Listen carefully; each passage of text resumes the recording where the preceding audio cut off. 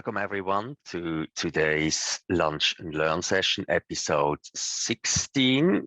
Can we have someone in the chat confirm that you can hear me? Yeah, okay, good. Yeah, I just waited 2 more minutes until we have everyone, or most likely everyone, to attend from the beginning. You know how it is at the beginning of a meeting or of a webinar. You have people who still have to log in and all that stuff. This is why I never start really on the dot. Today we're looking at configuring a Yealink multicell DECT network that probably could be a topic for a 2-hour or more webinar. So we do not really look in detail on everything. We look at the agenda. You see it's already filled with a lot of topics. We have 27 slides, and then the configuration is shown in a video which is around 10 minutes long, because we looked into the W80 and into the W90 configuration. We looked at the difference between single cell and multi-cell. We look at the different multi-cell versions and what they can. We looked at DECT transmission technology. We look at a whole bunch of planning things that we have to focus on when we want to set up a multi-cell system. Then we look at the configuration. And then at the end, we look at Vim and what actually Vim is. So if you look at the DECT single cell versus multi-cell pros and cons, then we see that in general, first of all, the single cell is meant for small offices and home deployments, while the multi-cell is meant to be used in SMB, enterprise and campus areas, and even further out. Pros of the single cell is we only have one base required, which is good for small setups, and therefore it is also cost effective. The cons of the single cell is it is not scalable. It is limited to the covered area based on one base.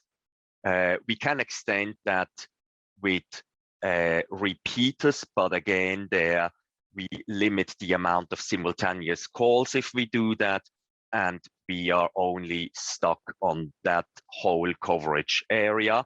By that, we also have reduced flexibility, and it also can't grow with the company.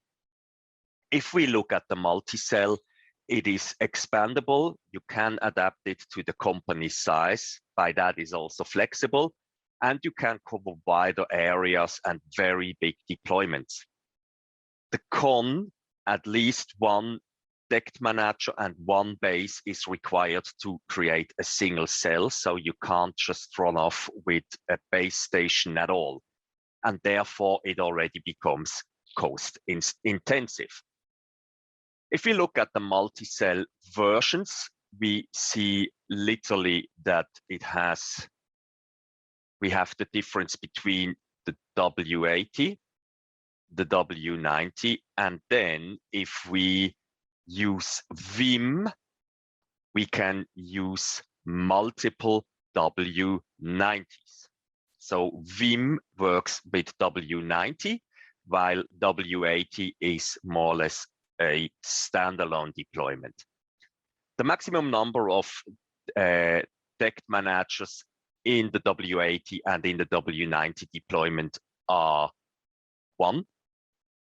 W90 in combination with Vim, we have everything multiplied by 10. So we have the max number of bases per DECT manager is in this W90 60, in the W80 30, and in the Vim it is also 60, but since we have an overall use of 10 DECT managers, we can use up to 600 base stations.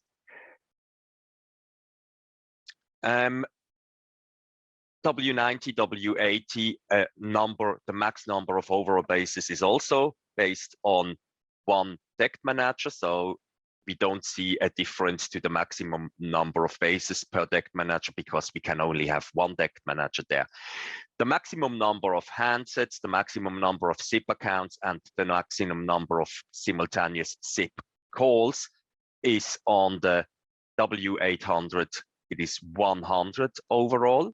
On the W90, it is 250. And then on the Vim, we have a maximum count of 2,500 handsets, SIP accounts, and simultaneous calls. The maximum number of wide range calls per base are 8 on each deployment, but this requires 4 active handsets.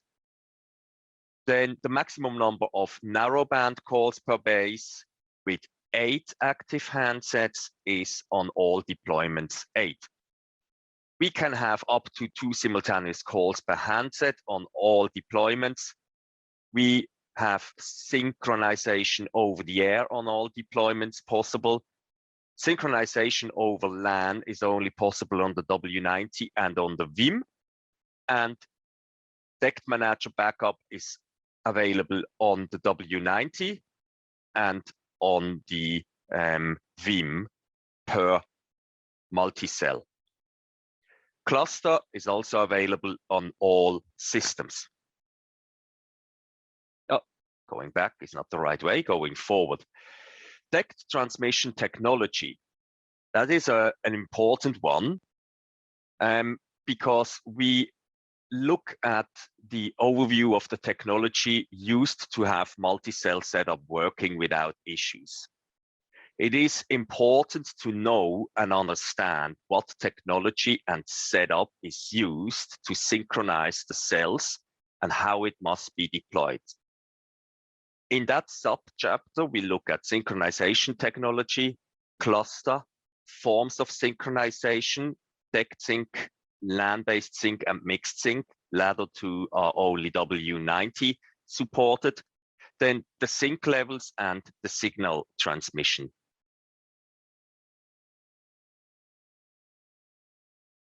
Paul, do I really need to introduce myself to you? You should know me. Do I? Synchronization technology. The base stations in a multi-cell DECT network must synchronize with each other. The synchronization can ensure a seamless handover and roaming for the what did I write there? For the LA and calls to the multi-cell system.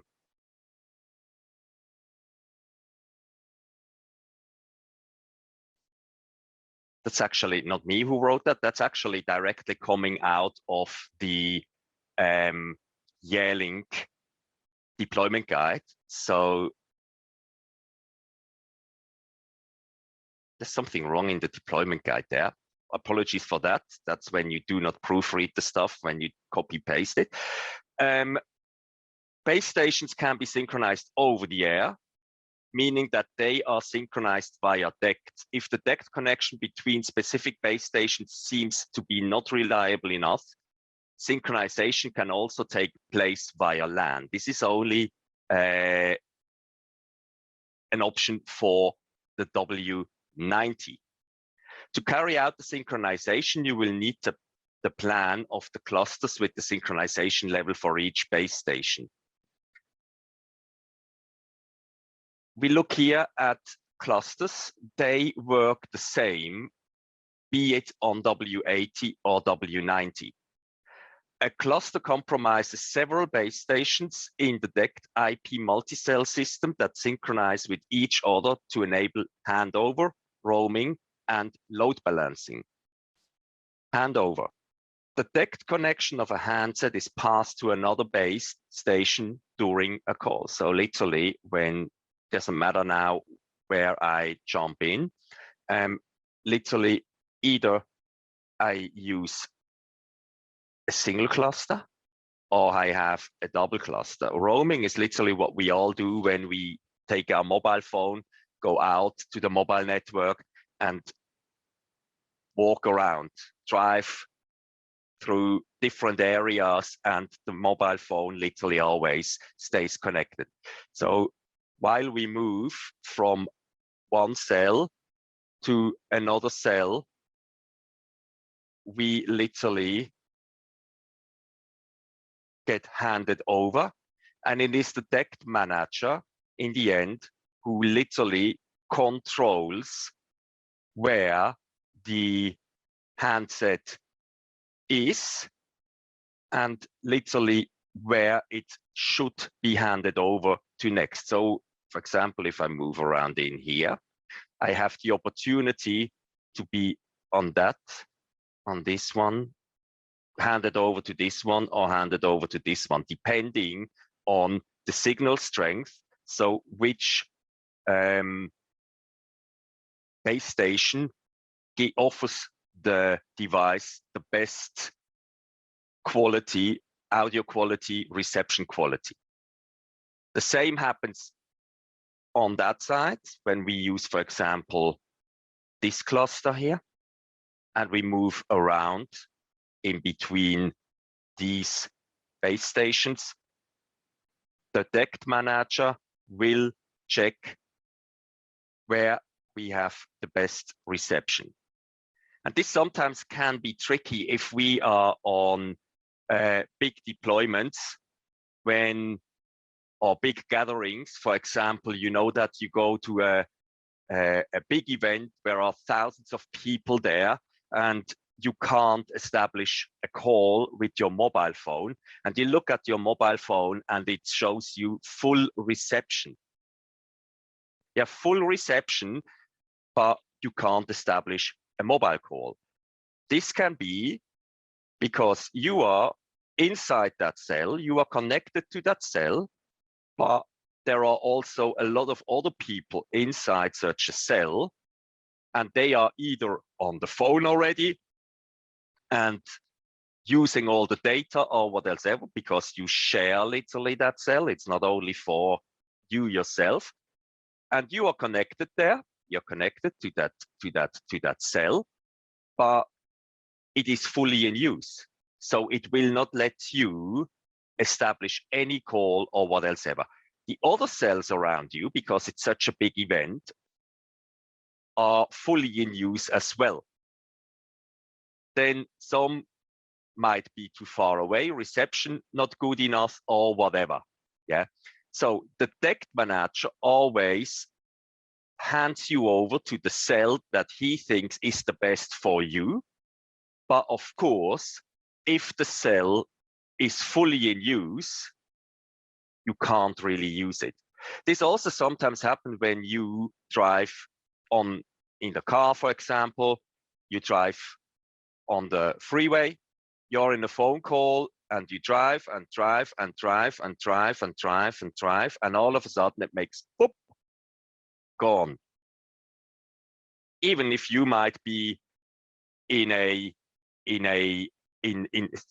area where you still have coverage, but in that regard, then from Telstra or Optus, the controller tries to hand you over to the next possible cell, but that cell is full, and it is not allowing you or accepting your device to be handed over because it's full. And then you stay in the later cell, so the one you were assigned to last, until you lose reception and you drop off. So this is something what can happen when you move around. And that's more or less the same in the DECT area. So you have still the opportunity that when all the cells are full, phones are connected, all the voice channels are in use, that you can't walk into that area without being dropped. Based on that, we look at that then afterwards. Based on that, you actually have to deploy the system so that your customer is not facing such issues. Because your customer will come to you and say, I have, with a multi-cell setup, I have areas that are highly congested. I need there, when we have conferences or what else ever, I need to have that many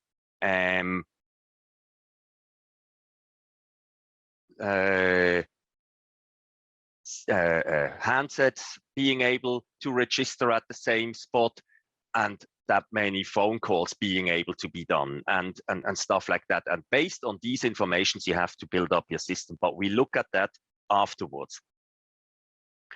So we have three different forms of synchronization that the DECT base stations offer.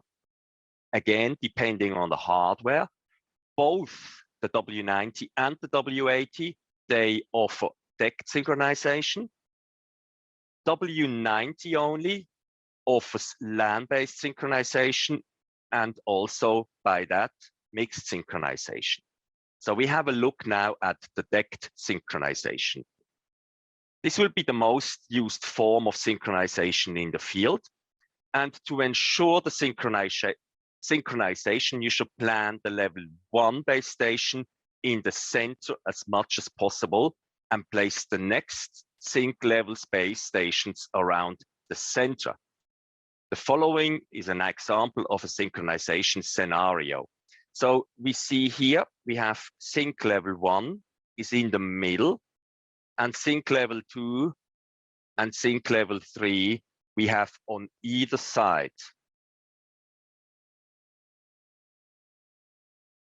And you see the overlap that they have. We look at the overlap then afterwards with the W90. Each base station is assigned to a corresponding sync level. Sync level 1 is the highest level, which is the level of the sync master and appears only once in each cluster. So you see now, every cluster has to build up in a similar way with sync level in the center, sync level 1 in the center, and around it comes sync level 2, and then further out, so the further we go out, we have the next sync level 3, sync level 4, sync level 5. Matthew will be able to see that probably from next week on the Alloy YouTube channel. So this is a flow chart on how the DECT synchronization actually works. A base station always synchronizes itself with a base station that has a higher sync level. If it detects several base stations with a higher sync level, it synchronizes itself with the base station that has the strongest signal. If it does not detect any base station with a higher sync level, it cannot synchronize.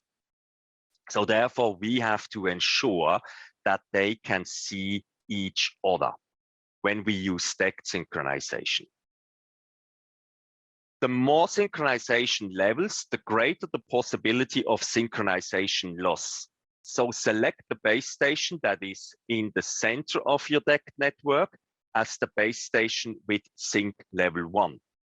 So we see here at the top, the correct way is that sync level 1 is in the center, then we go out to sync level 2 and sync level 3. But it is not advised to use like just do it daisy chain into one single direction. You might run, or you most likely will run into problems there. So then if we have to build up a hierarchical or whatever kind of structure, you see again, we go here, circular around sync level 1, and then we head out to sync level 3, and then further out to sync level 4 to literally cover as much as possible in a centralized structure. The one underneath here, which more or less shows a C or a flipped U, you see again here, DECT level 1 or sync level 1 is in the center, and then we use like two legs that spread out, going downwards in the hierarchy, but we still keep sync level 1 in the center. Same goes with top right, the star form. we have sync levels in all directions, more or less similar. Also, the one at the bottom right, we have sync level 1 in the center, and then we spread out with the different sync levels. Land-based synchronization. The base station with the higher sync level will act as LAN master. So this is the base station. This is not the DECT master. The DECT master is controlling all the base stations, but the base station with the which is sync level 1 will also be LAN master. The base station, the base with the lower level sync is a LAN slave. One base station must be explicitly defined as LAN master, and it must be on DECT sync level 1. So that's an example on, you see here, they defined this one here as base 1, but this does not mean that it's the base station that is in the center of the install and that it is this on sync level 1. Yeah, it comes down to how you name these things. I would name them as the location where they are in, depending on the setup. But that's something what you have to know when you deploy that system. But you can imagine when you have large deployments with a couple of DECT stations, base stations, it would make sense when they are named based on where they are actually standing. So in the center here, that is defined as base 3, but that's only the name. This is the base station on sync level 1, and therefore it also is the LAN master. And the other ones then are just normal base stations again. This does not mean that they do not have any DECT connection in between, because if we don't, if they are too far apart from each other, you can't have a handover, because you walk from here over in that direction and all of a sudden signal drops because there is no more signal in between, or signal coverage between those two. So therefore, they still have to have coverage, but they might have less coverage than the DECT synchronization because they don't have to overlap that strongly, because they don't have to sync via DECT. They sync via LAN. Yeah. So this means that you can place them probably a little bit further apart, which means you can cover a wider area with less base stations. But this also comes down then on the material that is all around in the building, what walls, but this is also something we look further down. Mixed synchronization is, for example, something that you can use when you have a concrete wall where it is where the signal goes very hard through the wall, so that you have signal loss and that it's not enough for the synchronization. Then you can say, for example, on one side, you use the normal DECT sync, which we have here. You use DECT sync with sync level 1, sync level 2, and sync level 3. And then you use a network connection between those two. Of course, the network connection is not bidirectional. It is just having those devices in the normal network. And then base 6, you place on the back end of that wall, so that more or less the coverage between base 1, the LAN master, and base 6, which shows then a different level of synchronization, is granted. And then you go ahead with base 7, and then you can also add something here. Yeah. So that's a mixed setup. and the synchronization is going via the network. That's then a mixed setup. So with the 90, with the W90, you can do either this one, full LAN synchronization, or you can do mixed. This is just not working with the W80. Now, as most of you people know, or generally everyone, different materials have a different impact to signals that go over the air. Air has most likely no attenuation, so it's open space. You can use the whole signal strength that is available. Then we have wood, plastic, and glass that are low. Tinted glass is medium. Living creatures, medium, like crowds, plants, trees. It also comes down on how dense these materials are. If you look at a thin tree with a thin stem, if you look at a very, very thick tree, it all comes into the play. Then bricks, plaster, ceramic, concrete. Concrete, especially if it has metal inside, is very high. Then you also have these glasses that are sometimes glasses that have metal damped on them to block out the sunlight and all that stuff. They are very high as well. Also, as these glasses where they have an iron mesh inside, they are very high as well. So from that perspective, everything which goes into direction to build up a Faraday effect is very high in that regard.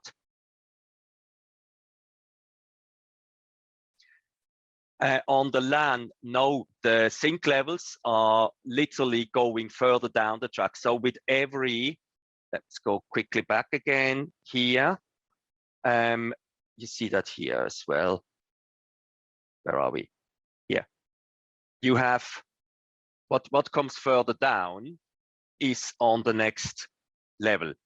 Yeah, so you still go further down, but you can set them further apart from each other because they do not need that big overlap. They just have to cover the area so that the phones have a transmission.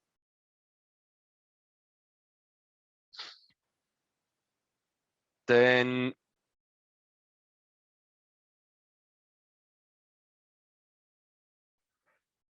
when it comes to planning, Yealink offers you some tools. First of all, there is the DECT deployment kit. Planning such a install, let me quickly place here 2 links. Planning such an install can let you run pretty fast into the offsite and become very expensive for you as an installer if this is not planned properly. If you just say, okay, good, yeah, we do this, or we do this, and we hang that up here, and we mount this one there, and your customer literally came with a requirement sheet or what else ever, where they line out how that install has to literally work, and you don't follow a DECT survey, a DECT measurement, you can end up with a system, with a setup that is not fully running properly. You can have areas where the coverage is not strong enough to do the handover. You can have areas that are congested, overly congested, because the customer has a bigger amount of devices or handsets in that area, congestion of calls and all that stuff. And when you then in the end have to fix that, the customer probably will not be able to pay for additional work and or not willing to pay for additional work and for additional hardware. So it is crucial that you plan such a DECT deployment properly. So first of all, there is a DECT deployment kit available from Yealink. That DECT deployment kit has a stand for the base station. It has a base station included. It has 2 handsets included with 4 batteries and 2 headsets that you can plug into the headphone, into the handset. So you literally use this deployment kit to measure the signal strength for each DECT station on site. If you look at the 2 links that I just placed in the chat, where I actually took quite a lot of the information for that training inside, I actually could have looked with you just at that those deployment documents, because they are very good and they literally line out everything you have to know and you have to do to be able to deploy a multi-cell system properly. So that's literally, you read those guides and you do as told inside there. They're pretty good. It's pretty well explained inside. It also shows you on how you set a normal handset into the DECT survey mode, the DECT measuring mode. You can do that with any handset. You do not need those ones that come inside that kit. These handsets are just already configured as in the right way, but you can turn every WH56, for example, into DECT measuring mode. Then that DECT deployment kit you can either purchase, or what I'm pretty sure we have 1 or 2 that we loan to customer. It makes quite a lot of sense to buy it if you have a lot of DECT deployment sites where you do DECT deployment, or if you have sometimes certain ones, then you can lend that from us. But this is literally the base of planning a system, these things. Now, the planning requirements. Again, as I said, it's an expensive undertaking, and therefore it must be ensured in advance that the expectations into the setup are covered. What you, as an installer who has to plan such a system, need is floor plans of all relevant buildings and levels. The coverage range expectation from the client, so he has to line out in those plans that he hands over to you in what areas he expects to have coverage. That's one of the absolute basic information that he has to deliver you, where he wants to have DECT coverage. You need to know wall materials within the coverage area. This is crucial to be able to, say we could place base stations there, we could place stations there, base stations there, base stations there, without knowing from a planning perspective on the plan what hardware you have inside the building, so the wall, it is very hard to start planning. Then he also has to let you know the definition of call quality. If he wants wideband or narrowband. Wideband means you need more base stations, but you have a better call quality. Narrowband, you need less base stations, but you have a lesser good call quality. the amount of active handsets available inside a cell. Yeah.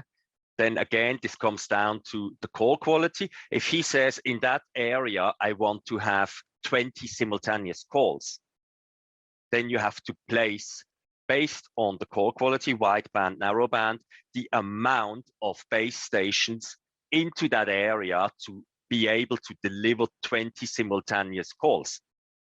Yeah. And also then the amount of handsets that he wants to have registered inside there. Then you have to have a deployment kit available, and you have to have the knowledge on how to perform a DECT measuring. So these are the basic requirements on what you need to actually really start on such a planning. Next, we create a planning. This is literally what you get from your customer. You see here an overview of the floor level or what else ever, where you see literally how many simultaneous or how many handsets are in that room. There are 2, here are 5 handsets, here are 15 handsets, 20, stuff like that. Here we have not 20, here there's 2, and here there are 20. Yeah, and because there are 20 inside here in that area, this is regarded a hotspot area, which we have to have a high density traffic area. Then we have the walls, we have the outside wall, concrete wall. This comes into place if we have to go and have a reception in that area here as well. Here we have brick wall, this is glass wall, here we have metal. Then, for example, tea room. Do we have any form of refrigerator there in something that interferes with the reception? If we have here, for example, on that side, if we have a kitchen area with the fridge, with microwave, with stove and all that stuff inside, this can interfere the signal because of the hardware that is used there. So this is also something that we have to take into our consideration where we put the base stations. Now,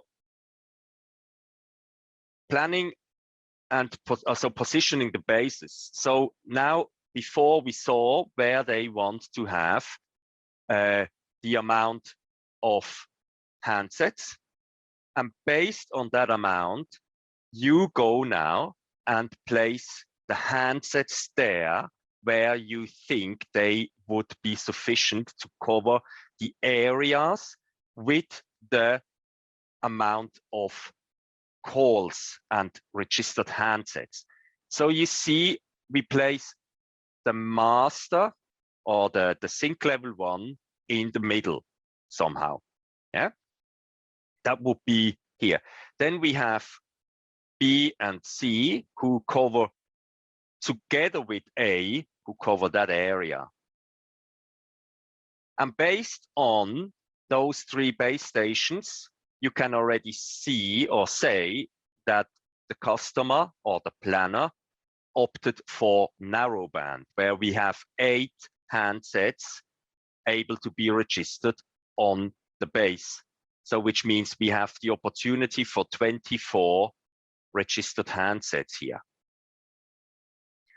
Then we have here F, and you see F is on sync level 3 because we have already A, then we have B, and then we will have synchronization over here or synchronization over here with E on sync level 2, C on sync level 2, as said, B is on sync level 2, and then D is again on sync level 3 because that is too far away and then through the walls and all that stuff.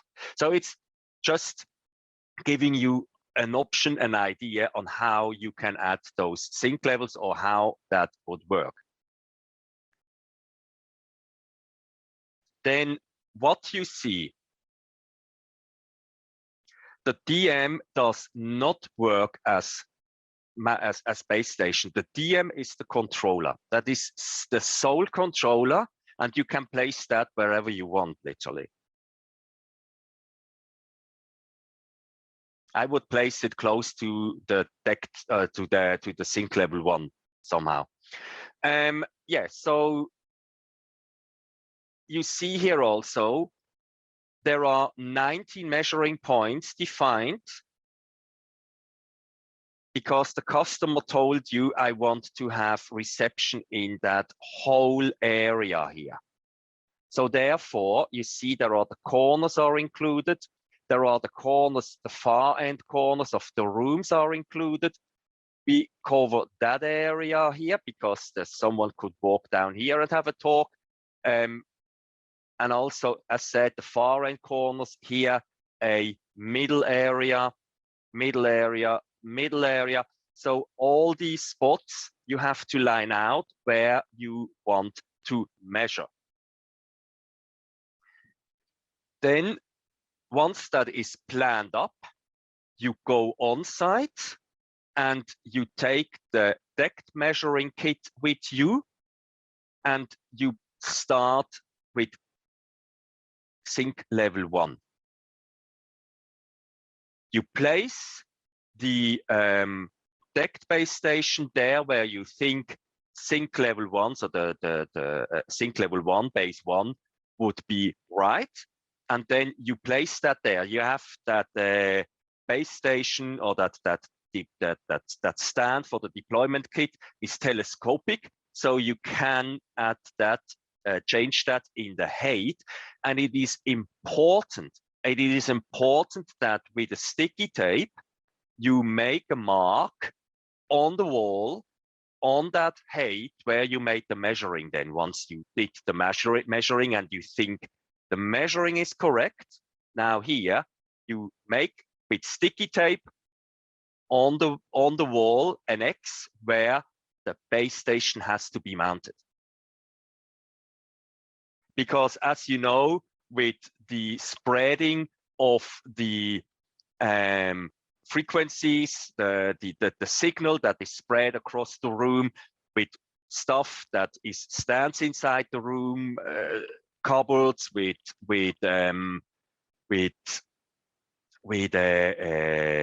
tables, computer screens, and all that stuff, it is clear that you measure those values at a certain under certain circumstances, and it does not make any sense if you go and mount then the DECT manager or not the DECT manager, sorry, the base station. Doesn't matter which one it is. It comes down to all base stations. So for every sync level, that you mount that then literally 20, 30, 40 centimeters more left or more right and further down or whatever. So it literally comes down, you measure it at a certain point under certain circumstances, and this is giving then the place where it has to be mounted.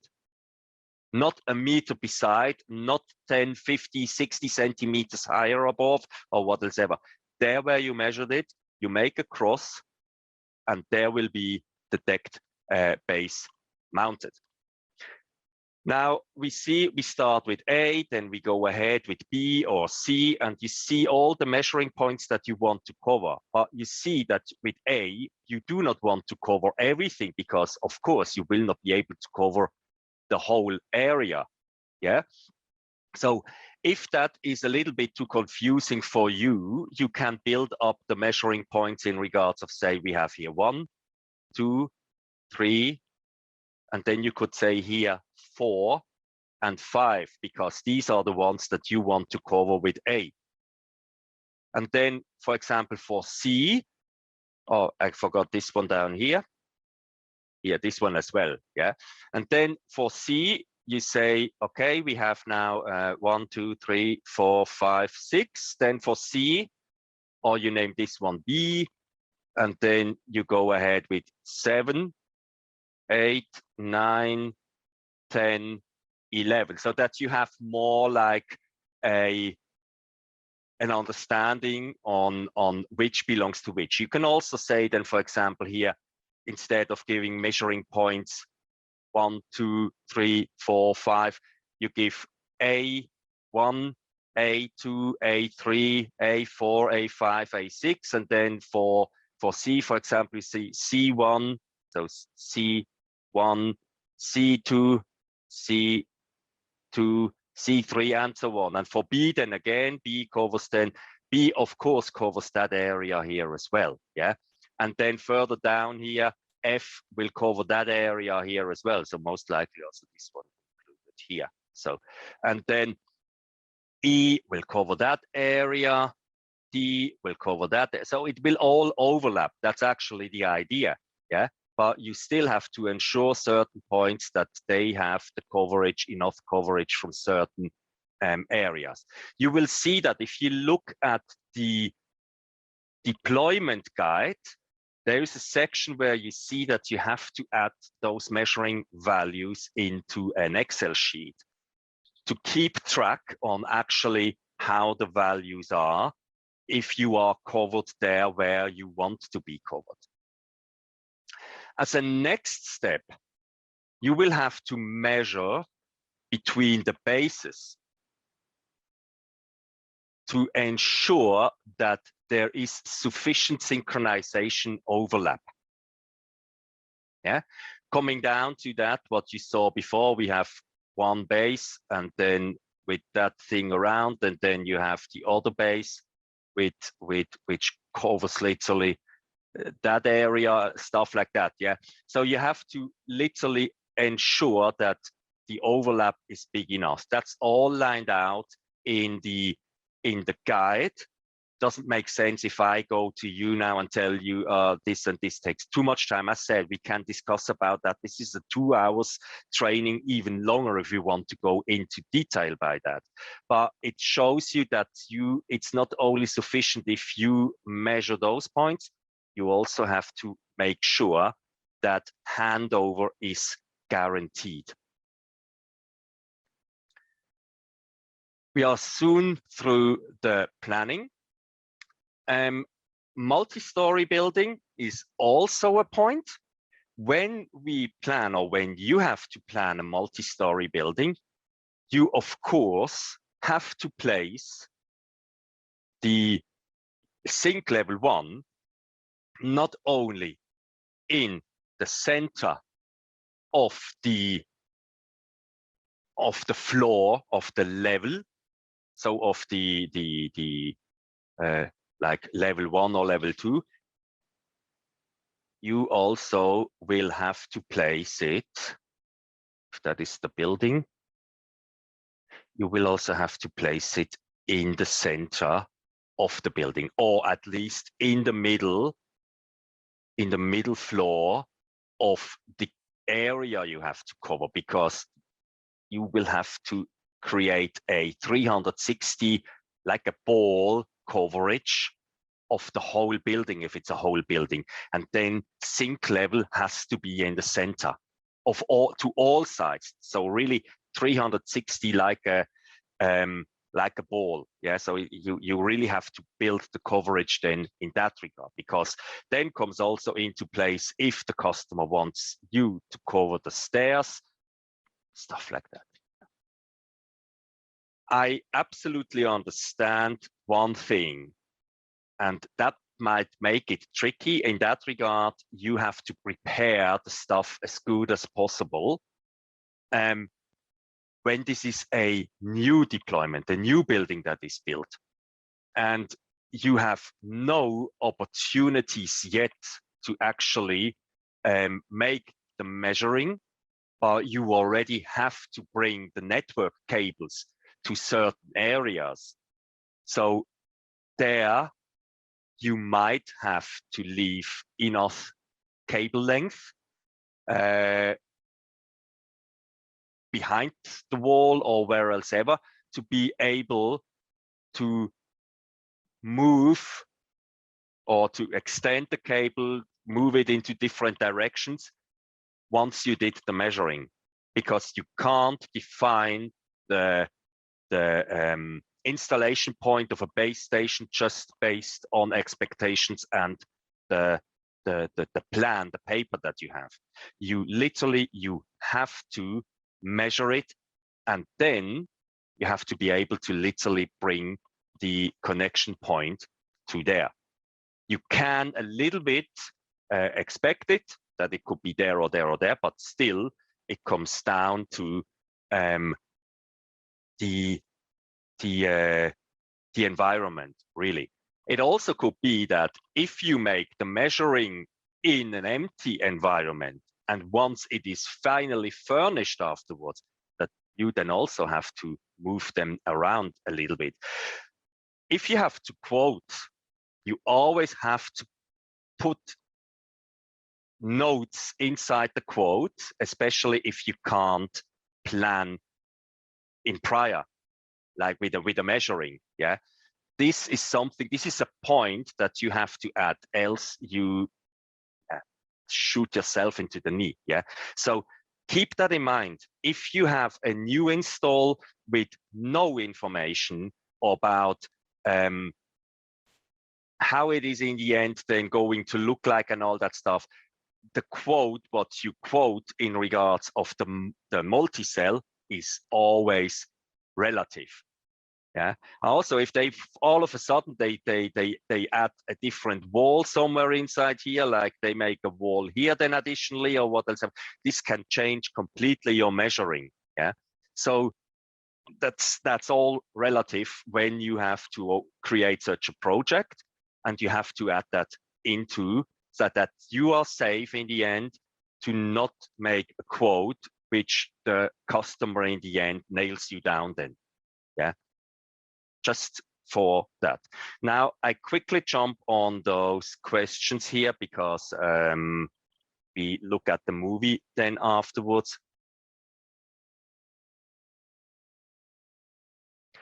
The DECT manager, Brandon, the DECT manager, as said, I would mount it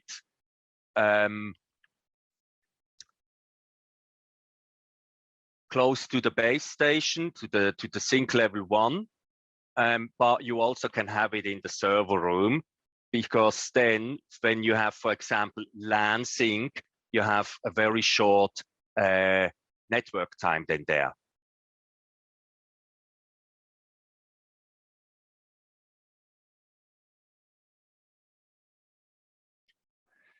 Lansing is definitely, so the second question, Lansing is definitely the more stable synchronization, because you are not using a air type where you focus on that no irrigation is in there, so no disturbance is in the way. If you have the possibility, do it, because if you have W90 installed, there is no need, or no, doesn't make sense if you don't use it. Yeah, so when you have the opportunity, use it.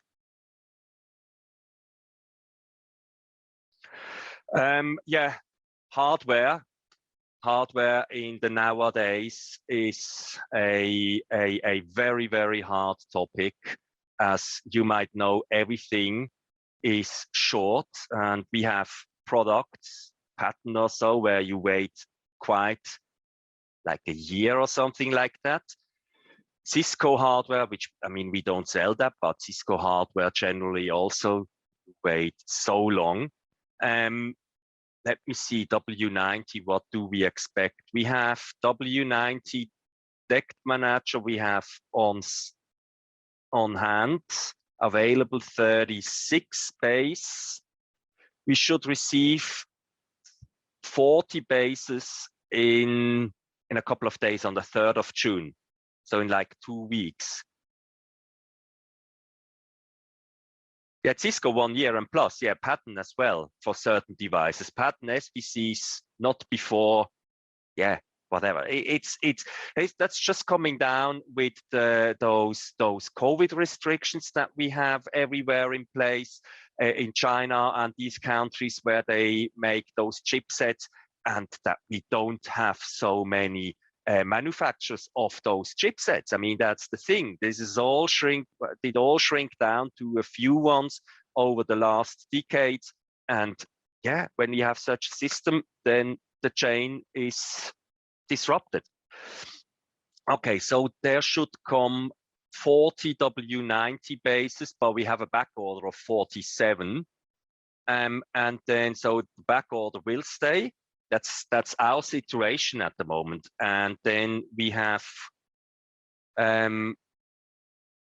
also 160,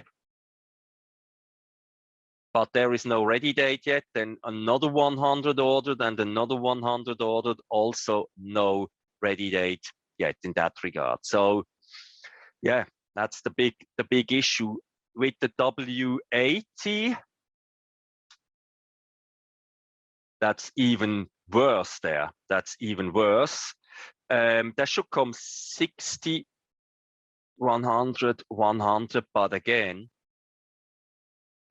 no ready date. So that's the big thing. And yeah, the issue is at the moment manufacturing wise, and then yeah, with the shipment in China, nothing gets unloaded or loaded. The harbors are congested. You know these pictures from the transport ships that are waiting in front of the base, front of the harbors to get unloaded. It all comes down to these things, to those congestions that we have. Therefore, honestly, I can't, as much as I would like, I can't give you a really detailed answer on that. So with the next slide, we look into the configuration.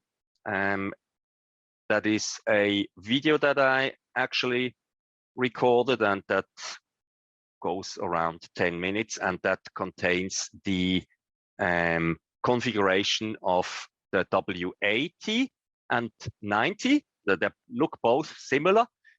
And at the end, then the last part, we look then at LAN synchronization on the W8090. Apologize for the blended out MAC addresses, but these devices, especially the W90, I will send back again. I only had that at my place for the recording of the video, and yeah, I don't want that people are going to hijack these bases then if someone else is not adding them to the RPS or so. So therefore, yeah, that's just for security reasons. Has nothing to do with you guys, but since we put that on YouTube, yeah, it's literally everyone who can see it. So, and is this now playing or not? Yeah.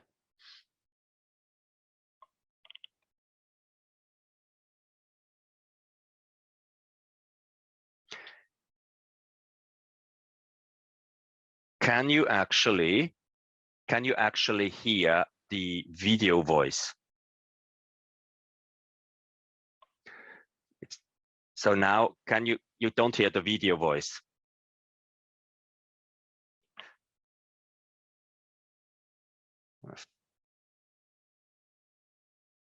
Okay.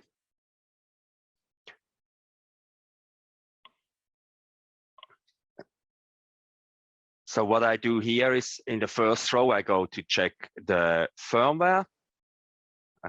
We go there to support.yealink.com. I make sure that they all have the latest firmware.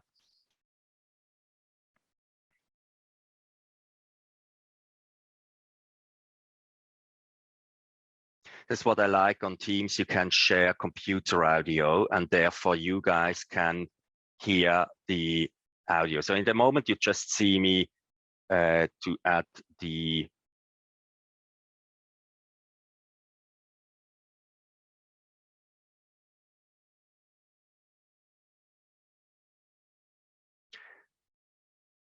Have to check if that is possible for the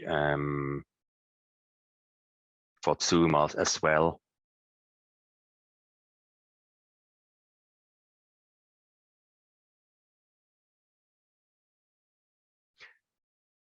Just upgrading here all the videos, all the firmwares.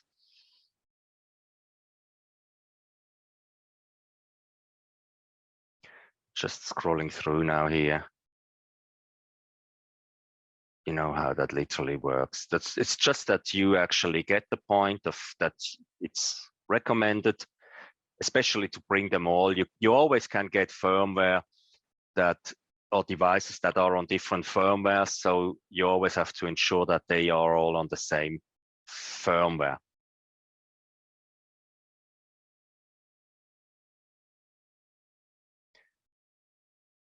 So we log into the W80 now, and we are on the latest firmware. There is nothing assigned yet.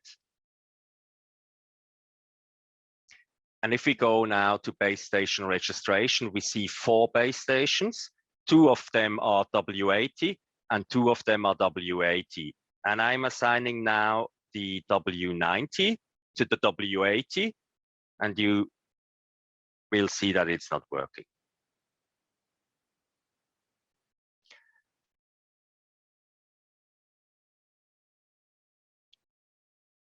I take the top base station there, which is a W80 base station, and I register that one now on the DECT manager. So I just click on register.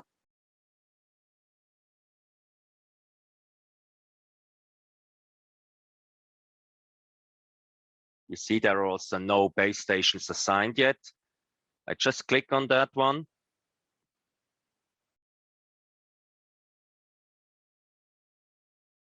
A new window opens where we have the opportunity to enter a name and location, which makes sense because you want to know where that one is.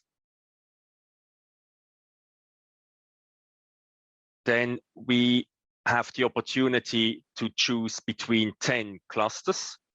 And inside the cluster, then we choose the sync level, and we choose that the base station has to be active. Since this is the first base station in cluster 1, we choose sync level 1.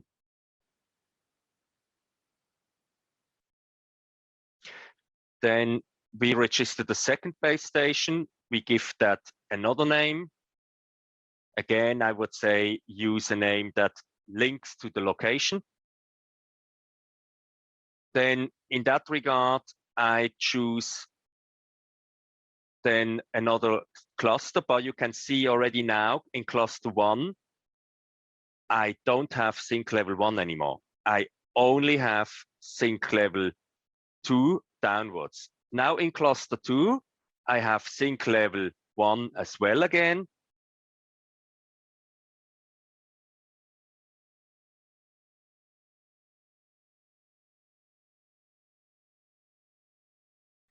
Now I go into the base station settings, and you see them there assigned. They are both in different clusters.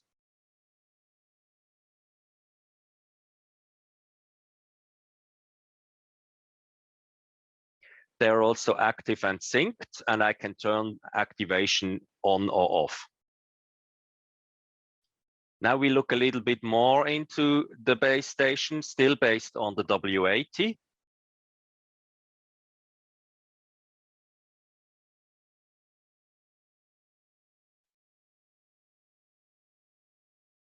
You see base station location 2 is offline because I just have provisioned it then there. We have statistics where you can see all the calls. You see also the base station's calls, handover in, handover out, amount of calls. Then you can see handset abnormal calls. You can see the DECT signal for every base station with all the time slots inside and the frequencies. Under the base station group, you then see these clusters. You see 2 clusters, and you see they're both active and synced. We have a graphical overview of the clusters. Since we have only one base station inside there, you do not really see much. I add the second base station now into cluster 1, sync level 2. Is something you generally wouldn't do when you have already a full install. That's just for an example now. And we see now that we have both inside the same cluster. Base station 2 was red because it was not provisioned fully yet. It was not synced. So adding SIP accounts and handsets is again on both the same way. We go into handset and account, SIP server settings. We can have up to 10 SIP servers. You probably only need 1 for a deployment, but yeah, you would do it that way. We give a name for the SIP server. We enter the SIP server IP address. I had, for the example, no SIP server up and running, so I just give 111. Then, if necessary, you also enter a outbound proxy.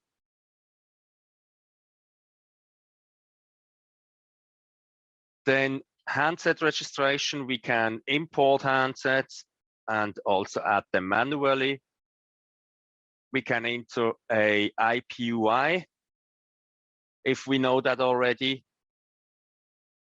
Then I start here the manual registration of the handset.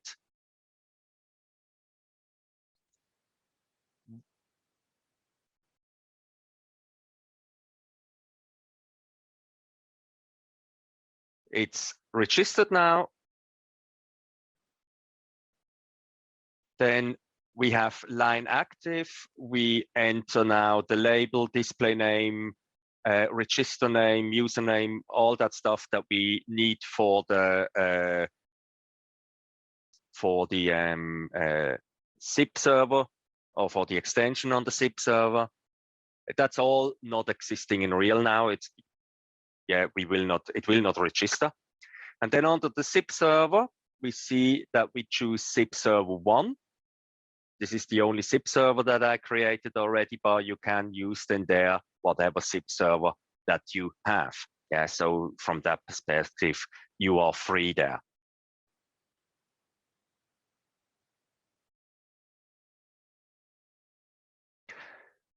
It is not registering, even it says it's registering, there is no server where it can register onto. But this is literally what you would see. Now, looking into the W90 Lansing,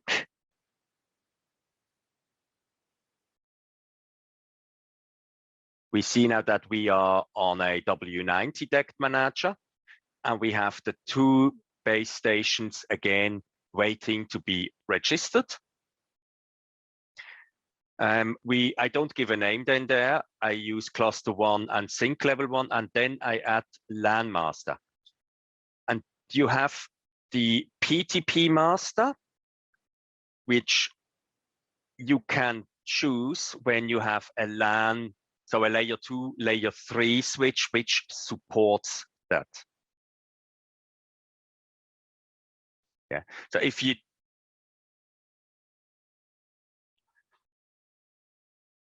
the base station 2 again then is cluster 1, sync level 2, and you don't get the opportunity for LAN master anymore. We see now that it's active and synced, so base station 1. Base station 2 is still deactive, and then we see at the top row, we see a red 1 with abnormal base station because base station 2 is not synced yet. It is active now, the base station 2, but it takes a while. So just leave it. You see that in a second when we go further. We also see here the base station group with sync level 1, sync level 2. Over 3 minutes later, we have active and synced. So just give it time, and you see the abnormal base stations is 0 now. When we look at the cluster graph now, we see both are white, and you see the sync time.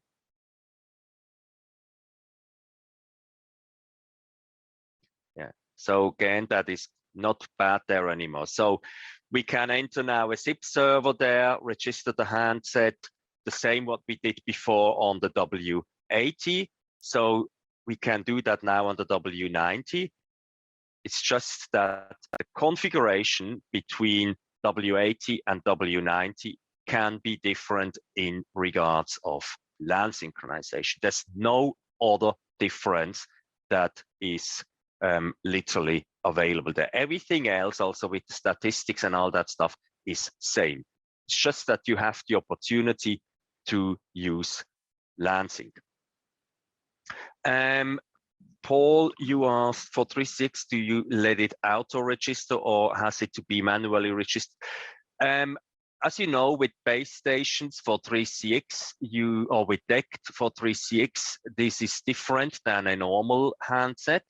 You literally will have to grab that provisioning link and add that into the provisioning section. So therefore, it is still absolutely the same way, like with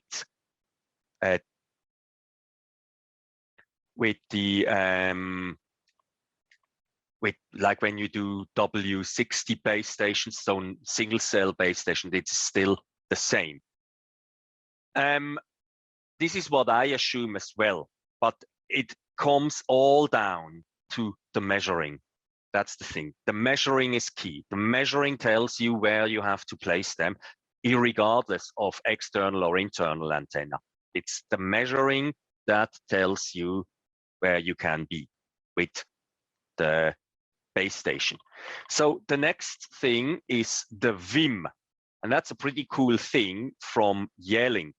The VIM is the Virtual Integrator Manager, which literally is a virtual machine, a software that manages up to 10 DECT managers. And those DECT managers can literally stand everywhere. We have up to 600 base stations that can be controlled that way then. Again, coming down to that each DECT manager has just a maximum amount of 60 base stations. And by that, again, by the going down the hierarchy, we can, if we have 10 DECT managers, which can control 250 handsets each, we can control up to 2,500 handsets with the Virtual Integrator Manager. Now, what are the requirements for the Virtual Integrator Manager? We need, give me a second, copy. We need VMware Workstation 14 or later, VMware Workstation 14 player or later, or vSphere ESXi version 5.5, 6, or 6.5. How to deploy base stations to VIM and how to have them sync, you can find in the administrator manual, but also inside here. This is the release notes to the latest firmware. So now, what is the benefit from VIM? This one, for example. So imagine you have a PBX, can be hosted or on-premise, and you have a VIM. A VIM controls the DECT multicell here, controls the DECT multicell here, controls the DECT multicell here, controls the DECT multicell here, controls the DECT multicell here. Also, wherever you have it. Again, it can be 10 DECT managers. Can be also more DECT managers on different locations in one location, as we can see here with the example of Monash University. And then if we go down here, we can have inside here a campus area network, and then even with the base stations inside a local area network. Now, one person in the local area network here can take their mobile, so their DECT mobile phone, and travel all the way over to the campus in Perth and can register the mobile phone there and is accessible with his phone number, so extension number, and can use the DECT phone there. Then on the way back, can travel to a meeting or conference in Adelaide. On the campus there, can use the DECT phone there. Then on the way back, goes to whatever kind, for example, let's say goes to that campus in Melbourne before the next workday, then goes back to the main campus in Clayton. So with the Vim, with the hierarchical setup of the DECT managers, base stations, you can literally deploy massive installs. So nationwide, I mean, if it's all in the same network, it has to be in the same network. So if it's all in the same network, it can even go across continents. Yeah, it all comes down to the amount of DECT managers and the amount of base stations.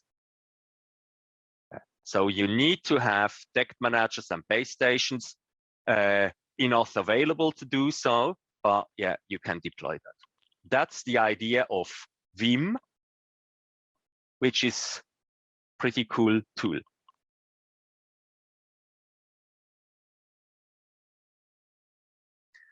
I have a couple of FAQs prepared, which I know that they came up over the certain months and years, which is, for example, can I turn a W80, W90 base into a DM and vice versa? This has been cancelled from firmware 130.85.0.20 upwards for W90 and 103.83.0.90 for W80. Can I add a W60B to the W80 or W90 system? That's simply not possible because they use different hardwares. Can I add a W80 to the W90 system and vice versa? Also here, that's not possible. Can I add a DECT repeater to a W80 or W90 install? Also, that is not possible because it is just not prepared for it. Is it necessary to perform a DECT survey? Can't it be done without? As said, it is mandatory more or less. You can hurt your financial capabilities or your pocket very highly by not doing that. So, yeah, because it is too fluffy in regards of signal quality, coverage of the devices that are able to be registered in the area where they have to be registered, and the amount of simultaneous calls. If you just go and say, oh yeah, look, we do this, I know there are people doing it like that, but if your customer comes with a requirement sheet that he wants to have this form of system and what has to be working where, then you can't just say, oh, we can do this, and this, and this. Because if it is not working the way you then did, and he comes to you and said, look, I want that work, but I don't pay you more because your quote was, then, yeah, you run into the offside. I will not say you must, I can't, but it's, yeah. You also, when you do, it's similar with the Wi-Fi system. When you do a Wi-Fi system, you also need to do a survey. You can't just go up and install Wi-Fi access points and what else ever. Yeah. The last FAQ, can I add W80 or W90 to the YMCS? Yes, the DMs, not the base stations, but the DMs can be added and controlled in the YMCS and also be synchronized to RPS. I might add another FAQ question, why not use Wi-Fi instead of DECT, Wi-Fi phones? Yeah, there are people who do so. There are people who also have a lot of issues with Wi-Fi phones. DECT is a cordless telephony dedicated solution that has proven its quality in terms of call quality, stability, and flexibility over the last 30 years. And there is, compared with Wi-Fi at the moment, no reason to actually jump over to Wi-Fi and expect the same quality, the same stability as you have with DECT. Of course, there's a price point behind, I know. But again, if your customer wants something where he doesn't have any grief and any issues with it, cordless telephony, DECT. Yeah, so that's it. It took far more than I took far longer than I actually thought. Apologies for that. As I said, we can do a 2 or even more because the topic is very interesting and it requires a lot of knowledge from you guys when you have to deploy such a system. Anyone, any questions?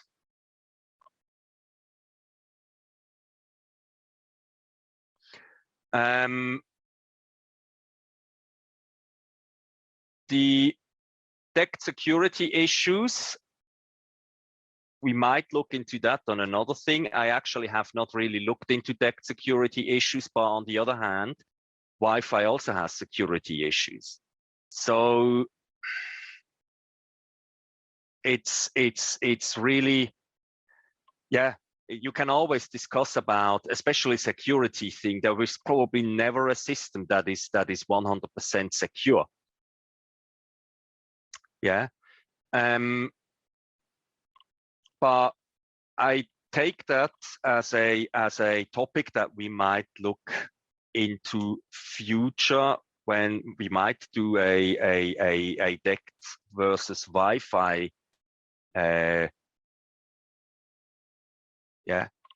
session, which might be interesting. But again, it's IT. 100% security is not existing in any regard.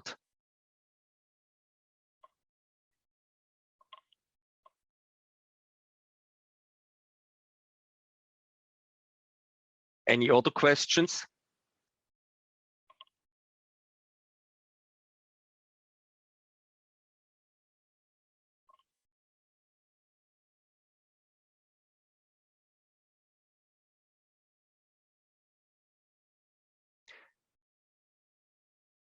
Again, as said, that will be uploaded to our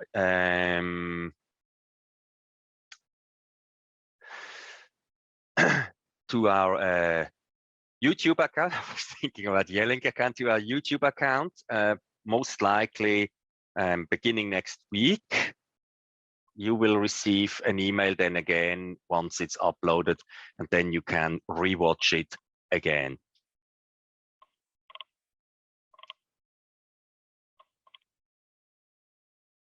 In this case, I would say thanks to everyone for the for attending, and I would like to end the session now. I end the recording.